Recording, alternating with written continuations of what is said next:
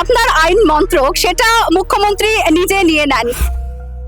আজকাল গসিপ এবং খবর, কোথাও গিয়ে বিজেপির সাথে একটা যোগাযোগ তৈরি হচ্ছিল, সত্যি কি তাই?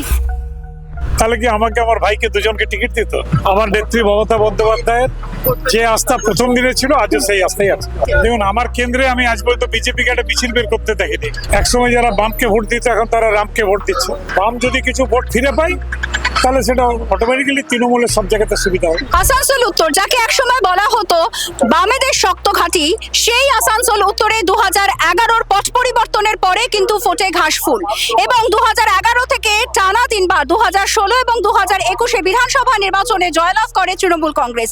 এবারেও আসানসোল উত্তরে বিধানসভা নির্বাচনে তৃণমূল কংগ্রেসের প্রার্থী মলয় ঘটক। দা ওয়াল আজ ভোটের হাওয়া বুঝতে চলে এসেছে আসানসোলে এবং আমরা মুখোমুখি হব এখন তৃণমূল কংগ্রেস প্রার্থী মলয় ঘটকে। মলয় দা, স্বাগত দা ওয়ালে। দাদা, ভোট প্রচার তো চলছে একেবারে জোর কদমে, দিনও তো আর বেশি নেই, কিরকম মানে আশা ভরসা পাচ্ছেন মানুষের থেকে? দেখুন, এই কেন্দ্রে 2011, 2016 এবং 2021 মানুষের বিপুল সমর্থন এবং আশীর্বাদ আমি পেয়েছি এবং আশা রাখি এবারে তার আরো অনেক বেশি সমর্থন আমি পাবো। দাদা, 3 বারের বিধায়ক এবং এবারেও সমর্থন পাবেন সেই আশা রাখছেন। এইখানে মানে তৃণমূল দলের যখন ঝান্ডা ধরার কেউ ছিল না, তখন থেকে দেখেছি আপনি এখানে এই তৃণমূলের পতাকা নিয়ে একটা দল করতেন এবং একই সঙ্গে মানে ভোটে হারের পরেও মাটি ছাড়েননি, একেবারে শক্তভাবে এখানে রাজনীতিটা করে গেছেন। একটা জল্পনা এবারে তৈরি হয়েছিল যে আপনি টিকিট পাচ্ছেন কিনা, হঠাৎ করে এমন জল্পনা তৈরি হলো কেন? দেখুন, দলে অনেক রকমের লোক থাকে, দলের বাইরে অনেক রকমের লোক থাকে। আজকাল গসিপ এবং খবর, এটাও আজকাল মানে টিআরপি বাড়ানোর জন্য অনেক কিছু খবর তৈরি হয়। তো হয়তো কোনো টিআরপি বাড়ানোর জন্য এই ধরনের খবর তৈরি করে, কিন্তু আমি মানে আমার বিশ্বাস, আমার নেত্রী মমতা বন্দ্যোপাধ্যায়ের যে আস্থা প্রথম দিনে ছিল, আজও সেই আস্থাই আছে। একটা বিষয় তাহলে জানতে চাইবো যে আপনার আইন মন্ত্রক সেটা মুখ্যমন্ত্রী নিজে নিয়ে নেন, এমন কি পরিস্থিতি তৈরি হয়েছিল? দেখুন, পরিস্থিতি তৈরি হয়েছিল কারণ আইন মন্ত্রকের আন্ডারে জুডিশিয়াল ডিপার্টমেন্ট এবং সেই জুডিশিয়াল অফিসাররা এসআইআর এর কাজে ব্যস্ত হয়েছিলেন সুপ্রিম কোর্টের অর্ডার অনুযায়ী। তো দীর্ঘ 2 মাস আমি দপ্তর ছাড়া থাকবো, কলকাতায় থাকবো না। ন্যাচারালি অ্যাক্টিভলি এই দপ্তরের পরিচালনা করার প্রয়োজন ছিল। আমার যারা সেক্রেটারি বা আমার যারা অন্যান্য পদাধিকারীরা ছিলেন, তাদেরকে নির্দেশ দেওয়ার মতো লোকের দরকার। তো আমার মনে হয় মাননীয় মুখ্যমন্ত্রী বুঝেছেন এবং সেই কারণেই তিনি দপ্তরটা নিজের হাতে নিয়েছিলেন। নিন্দুকেরা এমন একটা প্রচার করছেন যে কোথাও গিয়ে বিজেপির সাথে একটা যোগাযোগ তৈরি হচ্ছিল, সত্যি কি তাই? তাহলে কি আমাকে আমার ভাইকে দুজনকে টিকিট দিত? আমরা তো এবার দুজনেই টিকিট পেয়েছি। দাদা, আমরা যেভাবে দেখছি যে আপনি যেরকম উন্নয়নের কথা, কারণ আপনারা এবারে উন্নয়নের রিপোর্ট কার্ড নিয়ে একেবারে মানুষের কাছে যাচ্ছেন এবং বিজেপি তাদের একটা মানে বক্তব্য যে এবারে ক্ষমতাতে তারা আসতে চলেছে কারণ পথ পরিবর্তন হতে চলেছে। সত্যি কতটা আশ্বাস মানুষের থেকে পাচ্ছেন এবং ঠিক কি মানে ভরসা আপনারা তাদেরকে দিচ্ছেন? দেখুন, আমার কেন্দ্রে আমি আজ পর্যন্ত বিজেপিকে একটা মিছিল বের করতে দেখিনি, কারণ মিছিল বের করার মতো তাদের লোক নেই। তারা মানে পরিবর্তন যাত্রা করেছিলেন 10 জন লোক নিয়ে, বিজয় যাত্রা করেছিলেন 10 জন লোক নিয়ে, এবং আজকে তাদের সাথে 10টা লোকও নেই। দলের ক্ষেত্রে একটা সময় আপনি এখানে যেভাবে একবারে সাংগঠনিক দিকটাকে মজবুত করেছিলেন, আজকে তো অনেক নতুনের ওপর ভরসা রাখছেন, মমতা বন্দ্যোপাধ্যায়, অভিষেক বন্দ্যোপাধ্যায়, কিছু বলবেন সেই নিয়ে? দেখুন, দলে সবসময়ই দরকার হয় পরিবর্তনের। দলে আমি প্রায় 11 বছর দলের আনডিভাইডেড বর্তমানে প্রেসিডেন্ট ছিলাম। পরবর্তীকালে আমি এখনো দলের যে হাইয়েস্ট বডি মানে ওয়ার্কিং কমিটি দলের, সেই ওয়ার্কিং কমিটির আমি একজন সদস্য। 2011-র পর থেকে যে আপনাদের ধারাবাহিক জয় এবং বামেদের একটা রক্তক্ষরণ, এখানে বিজেপির এই মাথাচাড়া দিয়ে ওঠা, কি বলবেন? দেখুন, এখানে তো আমেরিকার থেকে লোক আসেনি। যারা পশ্চিমবঙ্গের মানুষ তারাই ভোটার, তারাই ভোট দিয়েছে। একসময় যারা বামকে ভোট দিত, এখন তারা রামকে ভোট দিচ্ছে।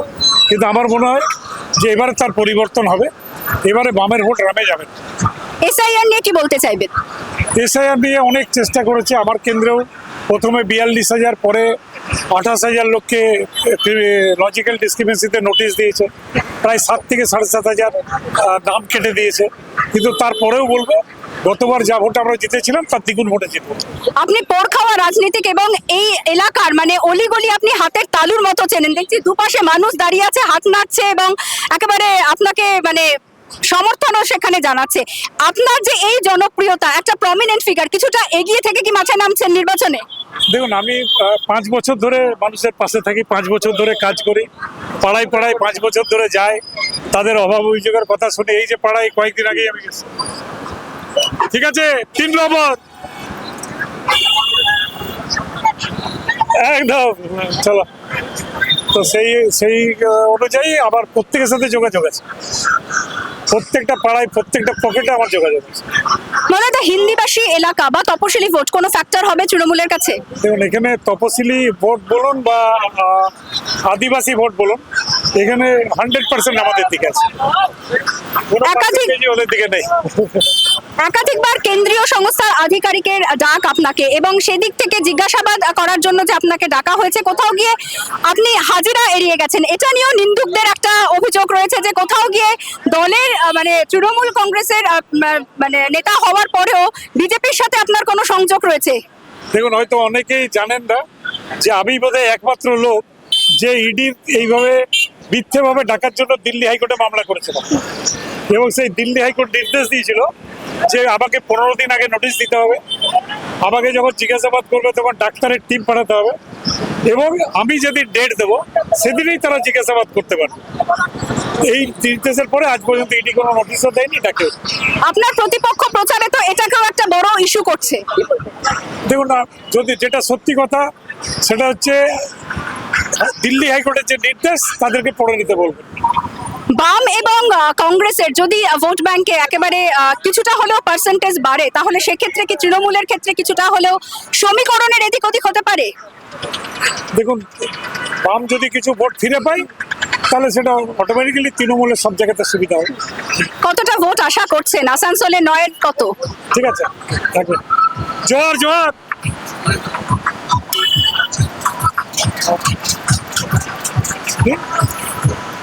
আসানসোলে 9-এর মধ্যে বা কটা আসন আপনার আশা করছেন? আমাদের জেলায় 9 পাবে, একদম একটাও পাবে না ওরা। এবং আবারও ক্ষমতায় জয়।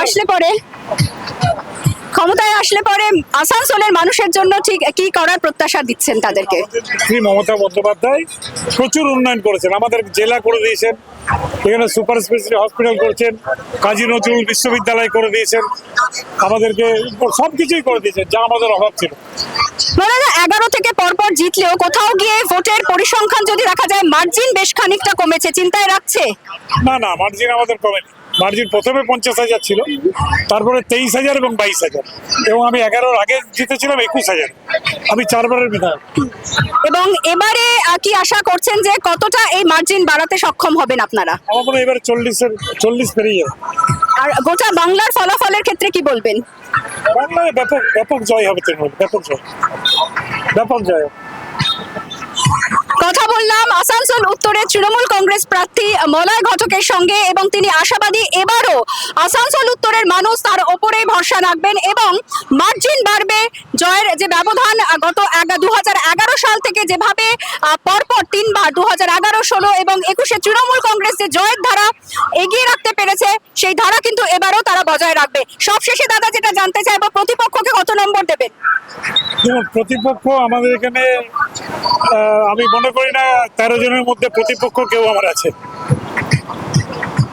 13 জনের মধ্যে কেউ প্রতিপক্ষ নেই, অর্থাৎ আসানসোল উত্তর কিন্তু একেবারে তৃণমূল কংগ্রেসের, এবং একই সঙ্গে 9-এর মধ্যে 9 পেতে চলেছে তৃণমূল। ক্যামেরায় সৌম্যদীপের সঙ্গে অর্পিতা দাওয়াল।